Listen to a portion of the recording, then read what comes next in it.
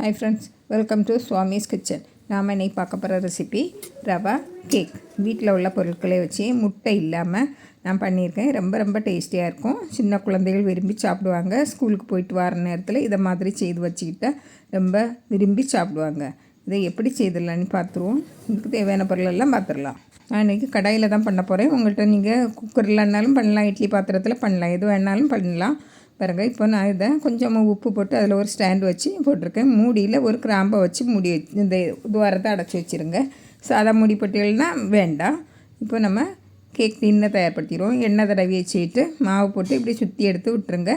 அப்படிதான் இருக்கட்டு. இப்போ மிக்ஸி ஜாரை எடுத்து இதில் ஒரு கப்பு ரவை, அதாவது நம்ம உப்புமா கட்டுவோம்லையே அந்த ரவை தான். இப்போ அரை கப்பு சீனி, ஒரு 1/4 டீஸ்பூன் ஏலக்காய் தூள், இதை இவ்வளையும் போட்டு நல்லா நைஸாக அரைச்சிட்டு வந்துடுங்க. இப்போ இதில் 1/4 கப்பு தயிர், ஒரு அரை கப்பு பால். நான் 1/4 கப்பில் 2 நேரம் விட்டுருக்கேன். இப்போ நல்லா கலந்து விட்டுடுங்க. நல்லா கலந்து விட்டுருங்க, அடியிலேருந்து மேலே வரட்டு. இப்போ இதில் ஒரு பிஞ்சு உப்பு போட்டு நல்லா அரைச்சி எடுத்துகிட்டு வந்துடுங்க. நல்லா அரைச்சி ஒரு பாத்திரத்தில் மாற்றிடுவோம். இப்போ அதில் அரை டீஸ்பூன் பேக்கிங் பவுடர், அரை டீஸ்பூன் போதும்.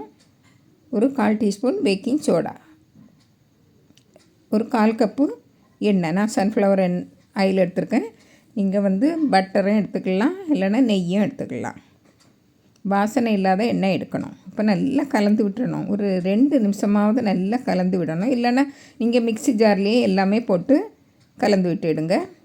இப்போ இது ஒரு 1/4 கப்பு மைதா மாவு. மைதா மாவு போட்டால் தான் அது பைண்டிங் செம்மையாக பிடிக்கும். கேக் இல்லைன்னா ரொம்ப உதிரியாக இருக்கும். இப்போ நல்லா அதையும் போட்டு நல்லா கலந்து விட்டுருங்க. இதை எல்லாமே நீங்கள் மிக்ஸி ஜாரில், பெரிய மிக்ஸி ஜாரில் போட்டு நீங்கள் ஒரு 2 சுற்றிட்டாலே போதும். இப்போ நான் இது வனிலா எசன்ஸ் விடலை, பைனாப்பிள் எசன்ஸ். உங்களுக்கு வனிலா எசன்ஸ் இருந்தேன்னா வனிலா எசன்ஸ் விடுங்க, பைனாப்பிள் எசன்ஸ் விடலாம். இல்லை அப்படின்னாக்கி ஏலக்காய் தூளே போதும். கொஞ்சம் அதிகமாக போட்டுருங்க, ஒரு 1/4 டீஸ்பூன் வரைக்கும் கூட போட்டுக்கலாம். இப்போ இதில் செரி பழம், பாதாம், முந்திரி போட்டிருக்கேன். உங்கள்கிட்ட டூட்டி ஃப்ரூட்டி இருக்கும்னா போட்டுவிடுங்க. என்ன நட்ஸ் இருக்கோ அதெல்லாம் போட்டுக்கலாம். பாருங்கள், இப்போ இதை நம்ம தயார்படுத்தி வச்சுருந்த கேக் டின்னில் விட்டுடலாம். விட்டு நல்லா இப்படி தட்டி விட்டுருங்க. அப்படி தான் அதுக்குள்ளே இருக்க பபிள்ஸ் எல்லாம் வெளியே வந்துடும். இப்போ கொஞ்சம் நட்ஸு தூவி, நான் செரி பழமும் பொடியை கட் பண்ணி வச்சுருக்கேன், அதையும் தூவி எடுத்துடலாம். இப்போ முந்திரி பருப்பும் வச்சு விட்டுருங்க. இப்போ இதை நம்ம ப்ரீஹீட் பண்ண இதில் வச்சு மூடி வச்சுருங்க. ஒரு 30 நிமிஷம் கழித்து நம்ம பார்ப்போம். பாருங்கள், 30 நிமிஷம் கழித்து நான் பார்த்துருக்கேன். நல்ல வெந்த போல் தான் இருக்குது. நல்ல வாசனையாக இருக்குது. பைனாப்பிள் வாசனை நல்ல வாசனையாக இருக்குது. கரையில் வந்திருக்கு, நடுவில் வேகலை. இப்போ இன்னும் ஒரு 10 நிமிஷம் வேகணும். ஒரு சைடில் நடுவில் தான் வேகலை. இப்போ மூடி வச்சுருங்க. ஒரு 10 நிமிஷம் கழித்து பார்த்துருவோம். பாருங்கள், 10 நிமிஷம் கழித்து எப்படி இருக்குன்னு பாருங்கள். நம்ம இப்போ கரையில் வந்திருந்து நடுவில் பாருங்கள் நல்லா வந்திருக்கு. இப்போ ஒட்டலை, எல்லா இடமும் ஒட்டலை. இப்போ நம்ம எடுத்து ஆற வச்சு நீங்கள் தட்டி எடுங்க. அப்படின்னா தான் உதிராமல் வரும். நல்லா ஆற வைக்கணும்.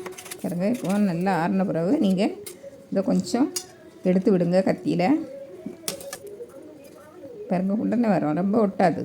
அப்படி இருக்கும். இவ்வளோ சாஃப்டாக இருக்குது பாருங்கள். நம்ம வீட்டில் இருக்கும் பொருளை வச்சு நம்ம தயார் பண்ணிட்டோம் கேக்கு. நீங்கள் பேக்கிங் பவுடர் வாங்கி வச்சுக்கிட்டிங்களன்னா நமக்கு இப்படி அடிக்கடி பிள்ளைங்களுக்கு கேக் செய்து கொடுக்கலாம். நம்ம குறைவாக பேக்கிங் பவுடர் போட்டு செய்து கொடுக்கலாம். கடையில் நிறைய போட்டு நல்லா சாஃப்டாக வர்றதுக்கு வச்சுருப்பாங்க. அதனால் நீங்கள் வீட்டிலையே இப்படி சுலபமாக செய்து கொடுக்கலாம். பாருங்கள், இவ்வளோ அழகாக இருக்குது. நல்லா ஆறின பிறகு நீங்கள் கட் பண்ணுங்கள், இல்லைன்னா உதிரியாக வந்துடும். இவ்வளோ சாஃப்டாக இவ்வளோ அழகாக இருக்குது. இதே மாதிரி நீங்களும் குழந்தைகளுக்கு செய்து கொடுத்து பாருங்கள். இதை நீங்கள் கட் பண்ணி ஒரு டப்பாவில் அடைச்சி வச்சுக்கிட்டு 4-5 நாள் வரைக்கும் வச்சு கொடுக்கலாம் குழந்தைகளுக்கு. பாருங்கள் எவ்வளோ அழகாக இருக்குது. இதே மாதிரி நீங்களும் செய்து பாருங்கள்.